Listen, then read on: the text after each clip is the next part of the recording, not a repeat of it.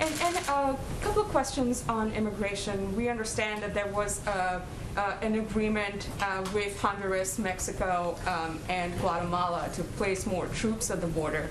And we understand that the Vice President was able to secure these commitments and have seen some numbers on, how many troops will be placed at these borders.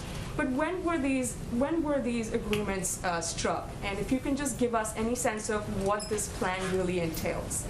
Well, there have been a series of bilateral discussions between our leadership and the regional governments of Mexico, Honduras, and Guatemala. Through those discussions, there was a commitment, as you mentioned, to increase border security. So Mexico made the decision to maintain 10,000 troops at its southern border, resulting in twice as many daily migrant interdictions. Guatemala surged 1,500 police and military personnel to its southern border with Honduras and agreed to set up 12 checkpoints along the migratory route. Honduras surged 7,000 police and military to disperse a large contingent of migrants. As with any diplomatic discussion, these discussions happen at several levels, and certainly, as you know, we have an envoy who has discussions with the region. We've had Roberta Jacobson working for a period of time to help have these discussions with the region about what steps can be taken to help reduce the number of migrants who are coming to the U.S.-Mexico border. So fair to characterize it as these agreements were struck recently, and in the past few weeks? Would it be fair to say that? I think that's fair to say, but I would also say that often these discussions are ongoing over a period of time and take place at several levels of the government, both here and within these countries. And is the plan to sort of apprehend these migrants who are trying to cross the border, or sort of as they're already on their way to the United States, is the plan to sort of, stop them there? How will this work?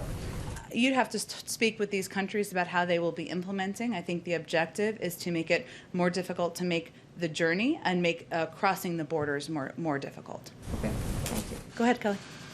On Minnesota and another officer-involved shooting that resulted in the death of an African-American man, has the White House been in touch with Governor Walz, or are there any resources from the federal government that are being offered? And this comes at a time when obviously the Chauvin trial is progressing. Is there a federal plan for when that trial reaches its conclusion, whatever the outcome may be? And thirdly, I'm racing through them because we're short on time today. The president had promised as a candidate a police commission that Dr. Rice says will not go forward at this time. It seems obviously that officer-involved interactions with the public are intensely important at the moment. So first on Minnesota, and if you could address the police commission going forward. Sure, and just check me if I don't get to all of your questions. I will try to do my best. Let me first say that we are incredibly saddened.